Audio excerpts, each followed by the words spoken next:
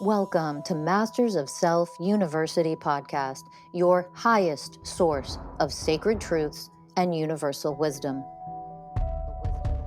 Hello, beautiful souls. I'm Rachel Fiori, mystic, spiritual teacher, psychic healer, and founder of Masters of Self University. Join our journey of soul transformation as we deep dive into this latest episode.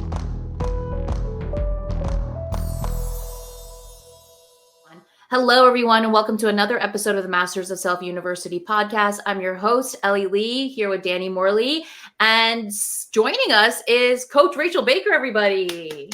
Hey, guys. Happy New Year. Happy New Year.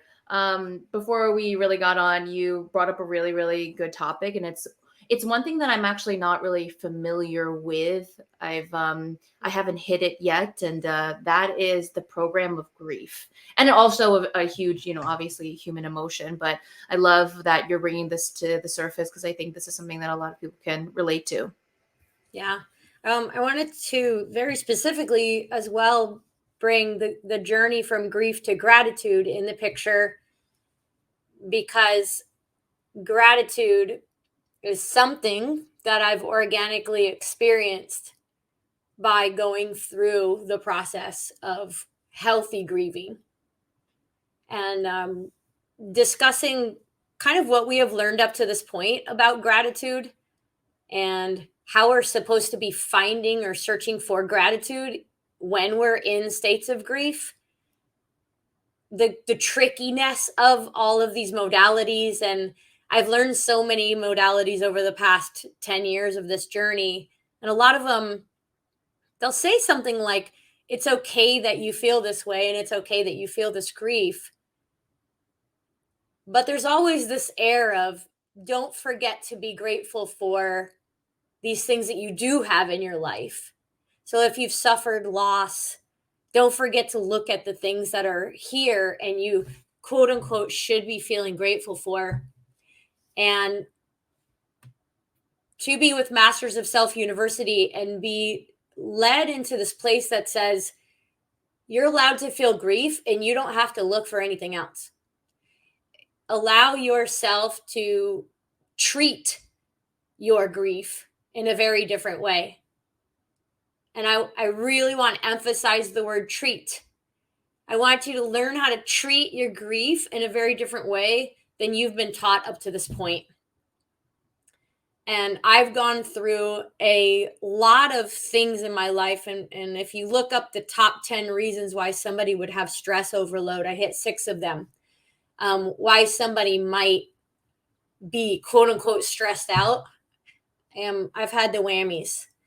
And what I would typically do with all of that is look at the bright side, because you're taught to look at the bright side. You're taught to say, oh, well, this really gnarly thing is going on in your life, but don't forget you have this other thing going on over here. So let's say I've had 6 of those and I was only taught to shove down the actual grief that I was feeling. By the time I got to this program, you can imagine I was pretty darn packed with grief. Being taught to show up for it in a very different way has been such a gift. And the more of the grief tsunamis I work through in a healthy way, the more I'm actually organically and naturally experiencing gratitude moving through me. The gratitude that has always been there, but I haven't been organically feeling it flow because I've had so much other stuff packed in. So it's really super special to be in this space right now, I have to say. Yeah, the teachings through MSU on gratitude were huge for me, because I was listening to all these people when I was severely depressed and going through like a dark night of the soul, and they're telling me, oh, just feel gratitude, just be grateful. And it's like, how can I feel gratitude when what I feel is like complete misery? And it wasn't until, I really found Rachel Fiori and all her work about, no, like, take that and throw it in the trash. Gratitude will arise naturally, like when you heal what is blocking you. And that means that, like, if we're talking about grief here, allowing the grief 100% to come up into your awareness, your body, through your heart. And that means not resisting it at all. And if there's a part of me which is trying to force myself to feel gratitude, then in some level I'm in resistance to what's really here. And yeah, if we as a society stop suppressing what's really there and allow ourselves to fully feel the extent of emotion, something as painful and as heavy as grief, it allows us to actually stop resisting and surrender to the emotion and actually start to heal. And it kept me trapped for a long time. And I remember when I first graduated from the Mystical Life Coach certification, having a conversation with a friend of mine about gratitude. And I was trying to explain to her why gratitude journals and all of that was kind of like, it's not particularly helpful with actually healing. And as Fiori says, throw your gratitude journal in the trash, because it's just painting over all of the pain that's actually there. And until we allow ourselves to feel something like grief and move through that process, we just stay completely trapped. Yeah, I had this beautiful consultation with this. She was so lovely, and I could just feel all of the things that she was going through. But she was asking really great questions. And one of the questions she asked is she really struggles with the program of shame. There's a lot of shame since she was a child. And she asked me, she's like, will you ever make me not feel what I need to feel? She's like, because my therapist, I go to her week after week and I say, I feel shame. And then my therapist sits there and goes, well, think of all the things that, you're really good at, or like, that you're a nice person. And she started crying in the consultation. She's like, that's not what I want to hear, because what I feel is the opposite of what she's telling me that I should be feeling. And, I went into like, no, what we're here to teach you is we need to honor whatever is coming up, and everything that they teach you out there is, oh, you feel this, feel the opposite. Right. And like, I grew up with a father who's always like, there's no reason to be sad, but I'm sad. Right.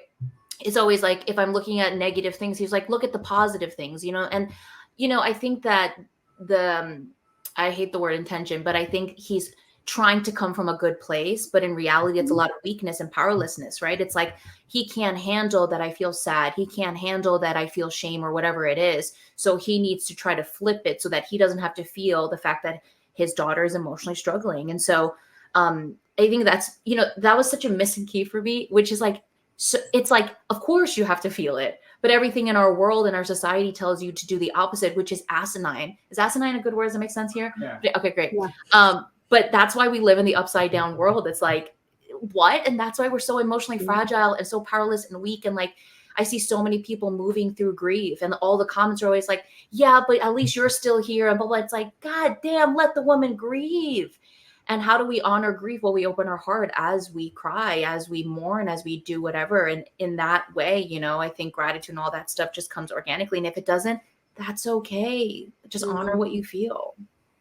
And our system puts time frames on it and phases. Like, if you stop this podcast right now and go Google grief, look what you come up with. It's like, here are the phases of grief. Here's the time frame in which it's healthy to grieve over your pet, your grandmother, your husband.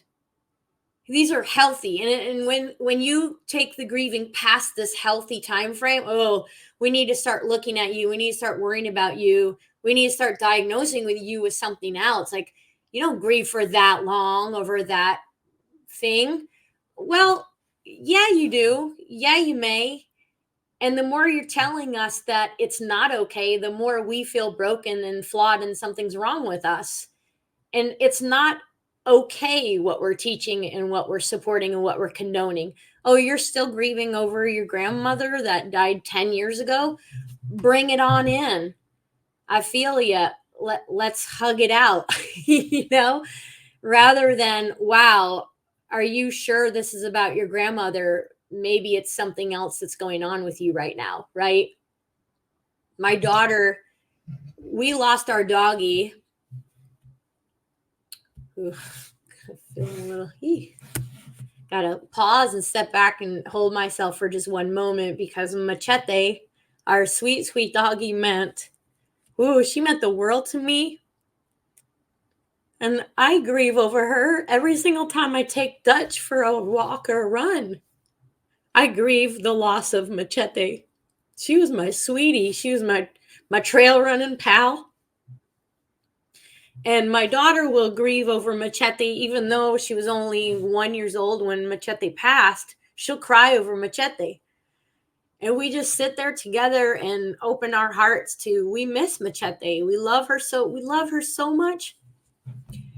And I feel good about the way that I'm teaching Ayla and Mateo to grieve over loss. Oh, making me cry. I'm making me cry. Dutch. So we just adopted Dutch from this is a sick thought that I'm about to share, but from a puppy mill overstock. I don't know if you've ever heard of that. No, I would love for you to. I'm assuming I'm making some assumptions in my mind, and it sounds horrific, but just elaborate, just so we know. My intestines hurt a bunch when I even think about whatever this means to have a puppy mill overstock. And it means the sweet little doggy that we have in our house now may not have had the markings of a sellable dog. So the breed is amazing, and everybody loves this breed, but like maybe it didn't have the colors on its eyebrows that everybody wanted.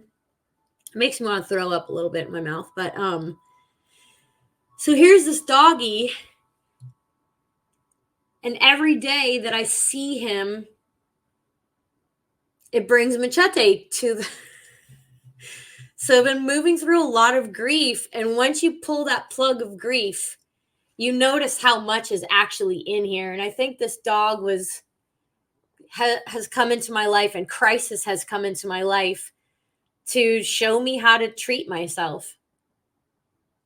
And then on top of that, how to be a mother that can show her children how to move through grief. What a gift. And what's it been like, moving through that grief? When it first started to come up and I was saying, it's okay. So with the Masters of Self work, before that, I had a lot of work with ayahuasca. I like 6+ years of work with ayahuasca, very closely working with ayahuasca. And the grief would come up during the ceremony, and I would let it come up because this is a quote unquote environment where it's okay to feel grief. Few weeks later, you might have another memory or an energetic memory come up that has to do with that same grief. And then you automatically, GD, you go, I've already moved through that grief. What are you doing back here? I've already taken care of this. Well, and what I learned through Masters of Self is maybe not. Maybe there's another layer here. And so I've learned to show up for the grief and with myself in a very different way.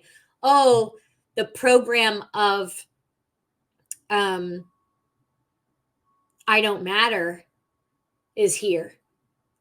The program of I Don't Matter is here again. Okay, well, I can see that the program of I Don't Matter is here, and I can open my heart to that, and I can energetically connect to that and heal it in the moment and bring it just all kinds of love and compassion and adoration, because it felt comfortable enough to come up in that moment, and work through it and not judge and not shame that it's there again, even though I've worked through it 1.5 million times, Yeah, well, 1,000,001 maybe the ticket. I don't know, but I'm not.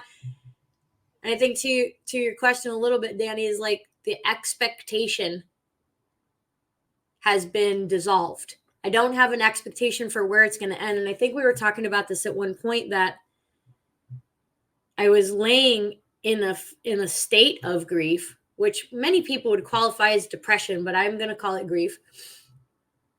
And I just said to myself, okay, you're grieving right now, and you may be grieving to the day you die. This may be the way that it is. And I don't know, it's surrender.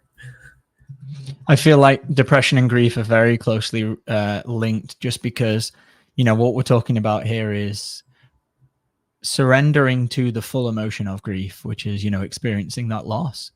And when we don't fully surrender, that's where we suppress a little bit. We don't fully feel and we resist. And that's where the depression is, because we're like trying to stuff away what's really here.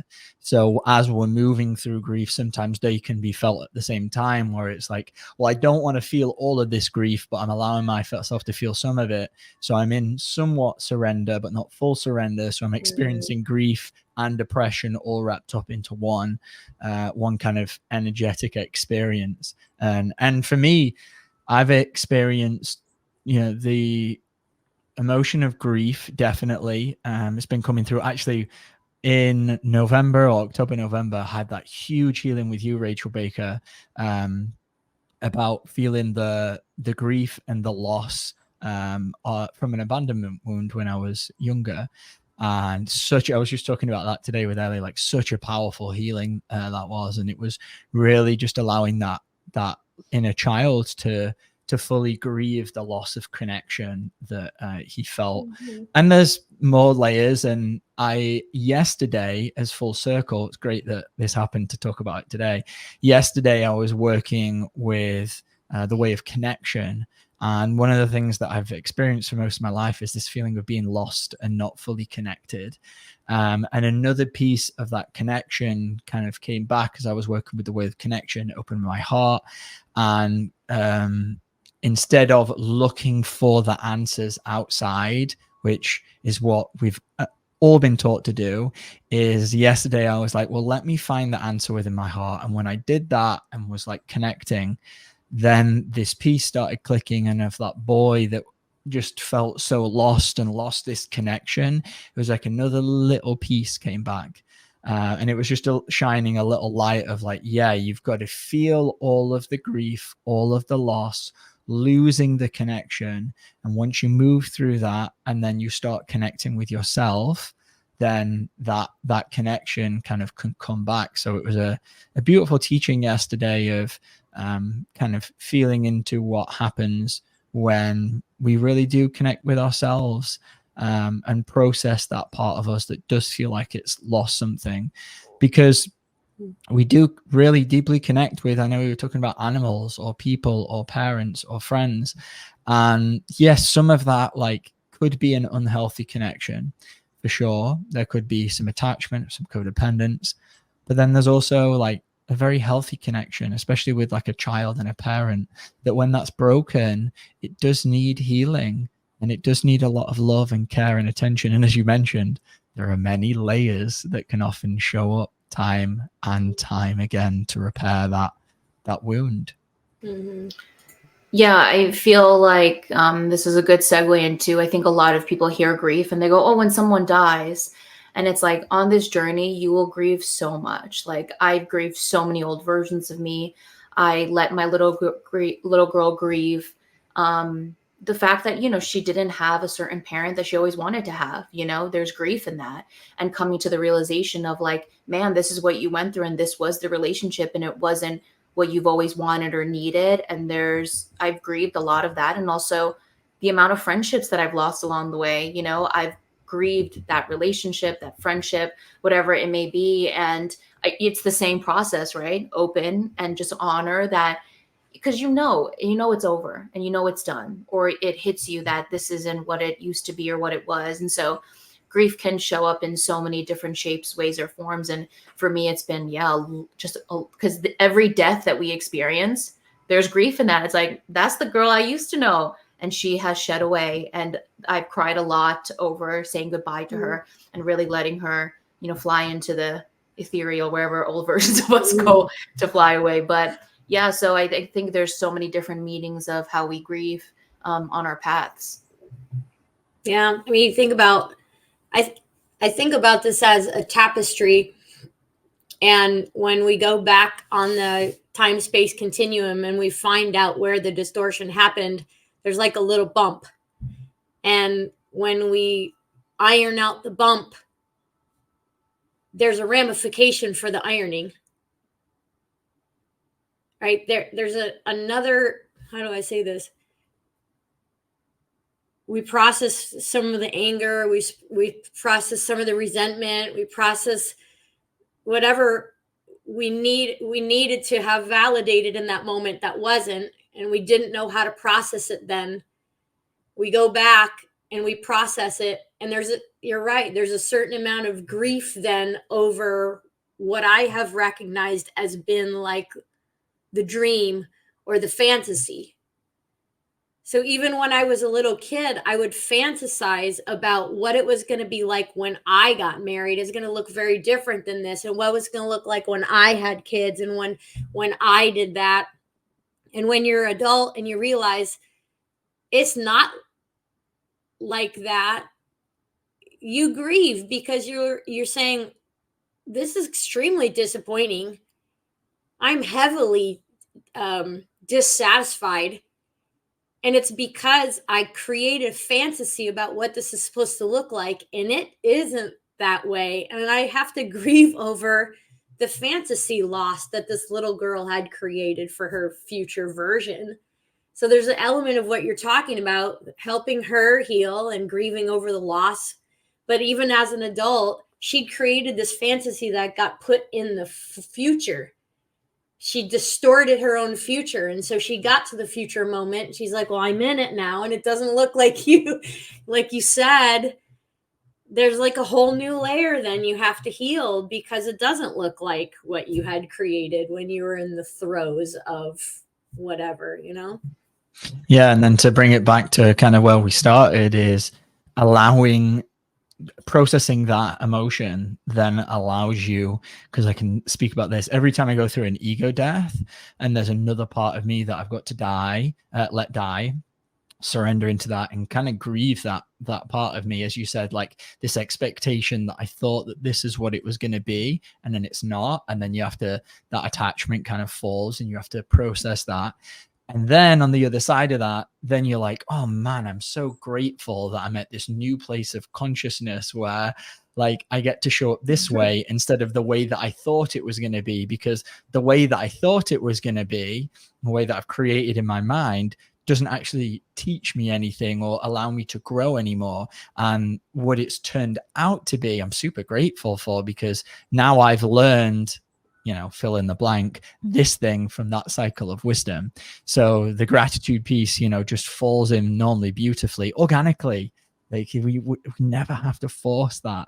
It will fall in organically when we've allowed the emotion to be fully processed. That's there, and then when we've completed the cycle of wisdom, and that's something that we teach upon, is cycles of wisdom at MSU. Once that cycle of wisdom is complete, that's when the gratitude shows up, and here come all the all the deep realizations of what you've been experiencing and what you've been learning, and why it's maybe not exactly how your mind or your inner child has painted it out to be.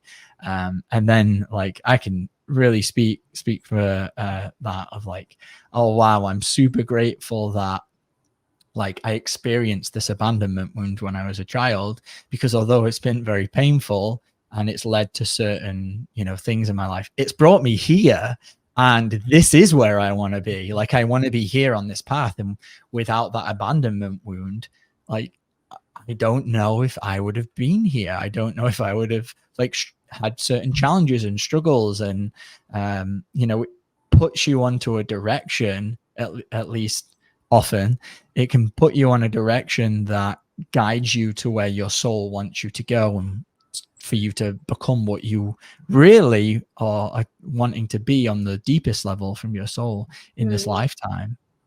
When you're in it, I'll talk about a superficial, and I know, please, audience, don't take this in the wrong way, that I call this thing superficial, but in the whole scheme of things, for me and what I've experienced in my life, this one was like a flick or a ding. I went through a foreclosure, and while I was going through the foreclosure, I felt horrible. I felt like a failure. I felt like a loser. I felt like I couldn't pull it together. And then on the other side of it, I recognized that nobody but me actually gave a shit. Like literally nobody gave a shit. Nobody. And nothing bad was going to happen.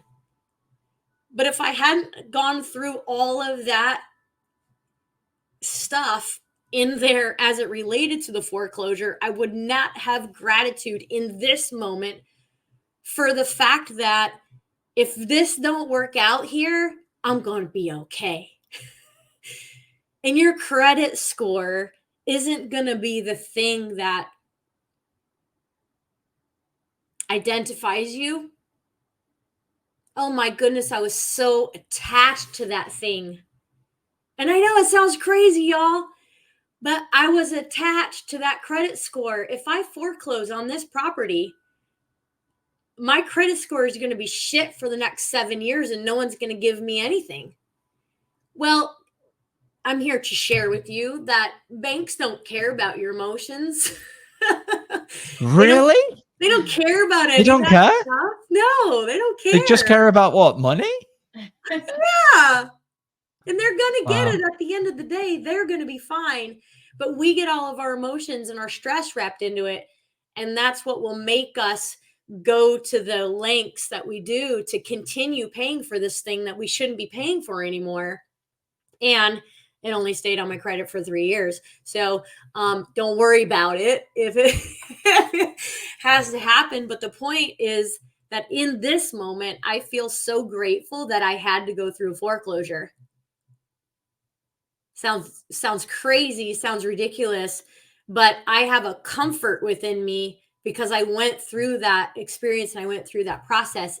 And it's the learning, it's the experience. But I did grieve. I grieved over the loss because if I had that property still, it'd be worth like $2 million. So I'm grieving. There's grief. You also have gratitude for the things that you've learned. Yeah, that's it. And, you know, I've had to grieve my entire career. Like, you know, since I was a little girl, all I ever wanted to do was like be an actor and be an on-camera personality. And I busted my ass off for so many years, like wanting that, chasing it. And because of that industry, it spiraled me into my awakening. And, you know, because, you know, I was so entranced by Hollywood and it's all I ever see, right? It's people that I know, it's all over my social medias. It's this constant reminder to grieve, you know, that part of me that wanted that so bad. Cause like, I can feel now, like my soul was constantly pulling me right. And my ego was like, no, we have to go left. We have to make it. We have to be famous. We have to be an actress, all these things. And there's so much grieving in that version of me that wanted to hang on for dear life. And every single award show, every single celebrity that ever pops up for me, it's like a moment to grieve what I used to want and know and like trust and like truly be in gratitude, because now I see like, oh, I was a slave to that. Like I literally imprisoned myself in a dream of making it and wanting all these things, and that balloon's been popped. And so there's a lot of grief in that. But then I can also feel like how much gratitude I have, because I don't want to live a life where my ego's leading. I want to live a life where my soul is leading. And whatever my soul wants, like I'm here to honor that. But that doesn't mean that the death of all of that doesn't need to be honored and mourned and grieved and all these things. And it also doesn't mean it's black and white, like I'm never going to do that again. It's like, just chill, sis, open your heart, love whatever is here, and whatever will be, will be. And there's so much freedom in that. As I grieve and I mourn, and I can feel the gratitude of everything that I've ever been to get me right here. Like so much gratitude. So I'm grateful. And this is like a great example of where, you know, we can have other programs coming in and kind of blocking us from actually processing the grief, because you want to let that go. I know we've had this conversation, right? You want to let that go. You want to move through the grief, right? But you're held back by the fact that there's other programs and wounds that are attached to this thing. And so it's like yeah, you can't fully grieve that because there's another wounded aspect of you which is still holding on. Yeah. So which part of you is it that you need to honor in order to fully process what's there? The little girl that wants to be validated by the world. That's what I need to keep honoring. Like, there's a little girl in there that just wants to so be seen and loved by the world and enamored by the world for talent and, you know, all these things. And that's who constantly shows up. Like, those are the crumbs that are still left from this entire thing, because I've had so many deaths with it. And then the crumbs are like, yeah, I can feel this little girl who's like, but I want to be this and I want to be that. And it's like, yeah, that's who constantly shows up that I'm loving through all of it. And what's fascinating is that here we have this need that, are we really looking for the world to validate it? Or are we looking for the mommy and the daddy to validate it? And they're not ever going to. And we have to grow up and we have to say, guess what? And God, I went through this a couple months ago, really hardcore, in another layer of, guess what, Rach? That thing that you're craving from mom and dad is never coming. You have to meet your own needs right now. And you are the only one. Even in those states as a child, you were the only one who knew exactly what you needed in that moment. And they weren't capable. Not only were they not capable, it wasn't their responsibility. They just never taught you that it's your responsibility to meet your own needs in that way. So it's a flipped dynamic, right? Like, hey, validate yourself. It's that simple, but then it's like, yeah, when they were never taught, oh, you need to, you know, validate yourself. Yeah. And then, you know, even in that, it's like, well, a parent can say that to a child. What energy are they coming from? Are they actually able to sit down and walk them through the process of validating, where it's like, because it's super easy to just tell someone what they should do versus like sitting down and going through the process of actually teaching somebody how to do that.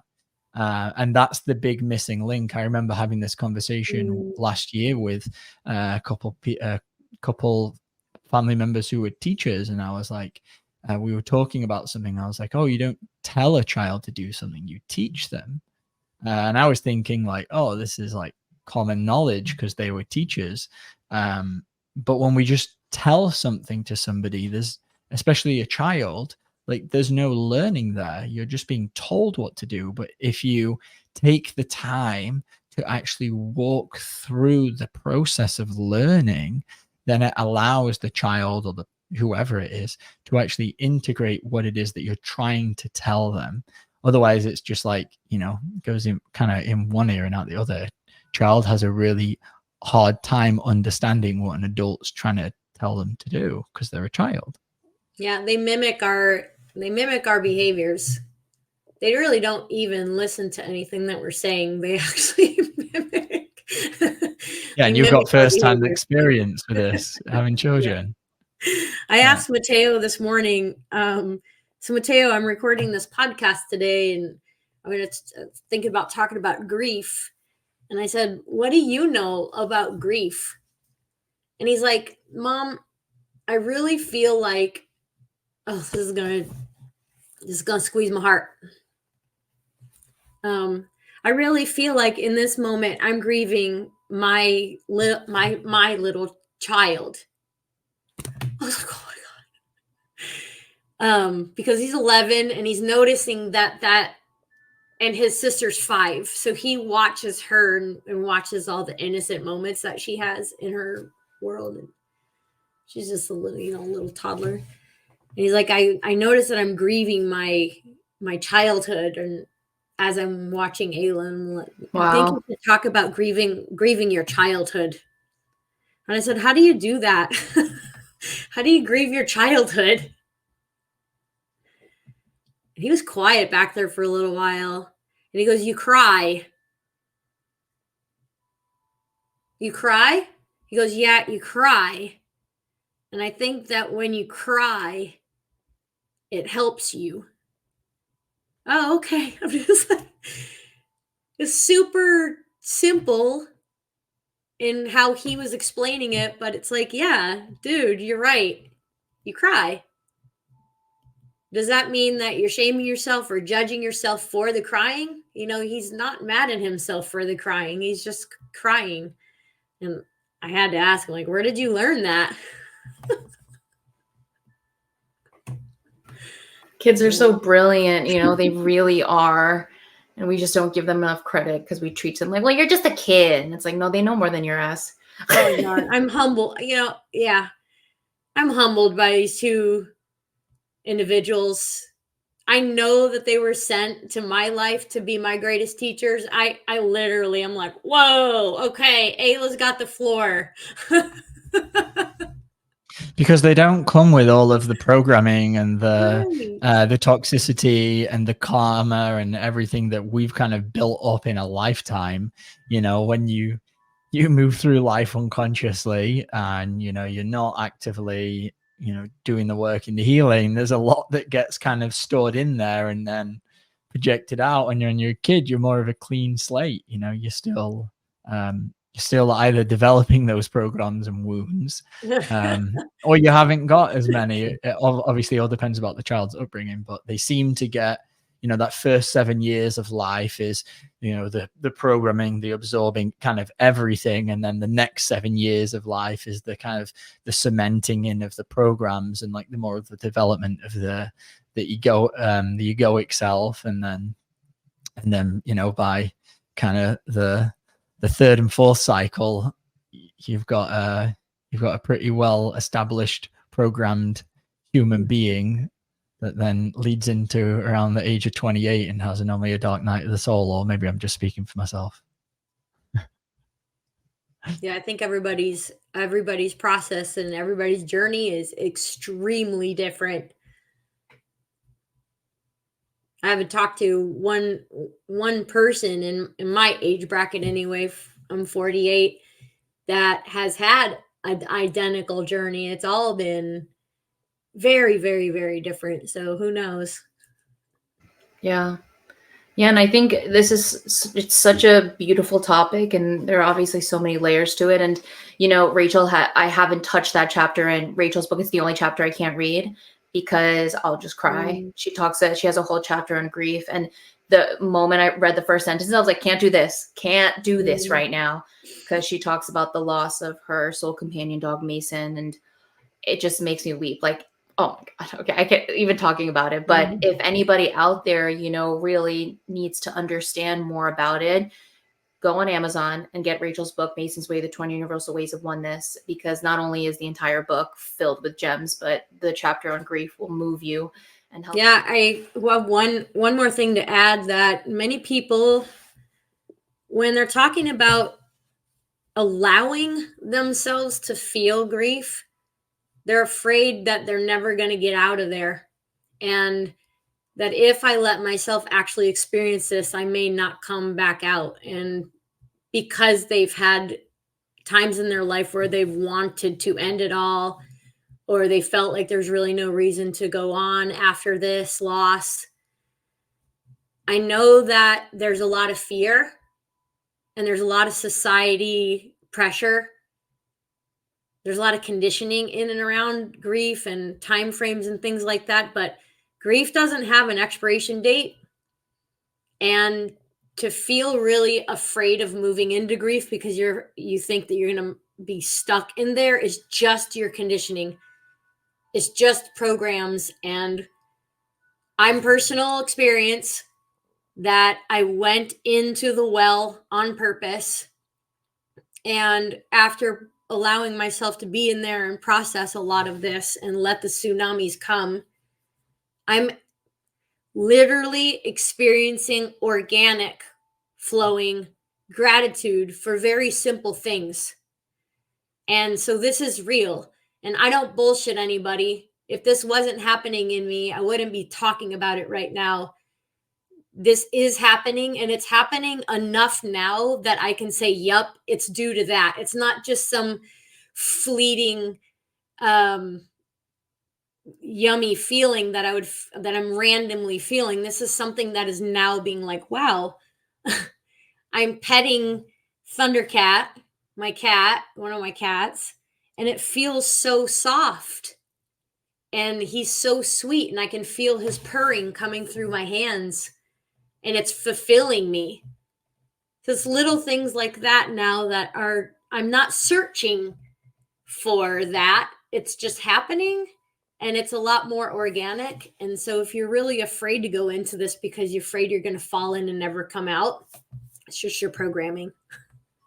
And to anybody at home who wants to work with Rachel, Danny, any of our amazing mystical life coach, Master Self University, set up a free consultation with us, join a group class, work with us one-on-one, join an HSP program. It's all there. Just sign up for a free call. And please share, like, subscribe, and comment. It really helps us to do this podcast for free.